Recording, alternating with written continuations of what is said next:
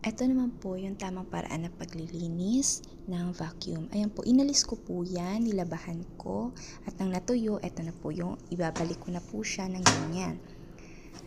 Bali, iaayos nyo lang po siya na hindi baliko para maayos din may kakabit yung takip. Ayan naman po, ayan. Ayan naman po yung wire niya, sinigurado kong ganyan habang nilabahan ko yung salaan. Sisiguraduhin lang po siya na hindi masasagi o mahihila habang nakalapag sa sahig. Ito naman po yung tamang paglalak. Siguraduhin po nakalak na maayos para hindi po siya matanggal habang ginagamit nyo. Hindi siya hihiwalay. Ayan. So, ito naman po, ibabalik naman natin yung mahaba. Ganito lang naman po yung pagbalik niya.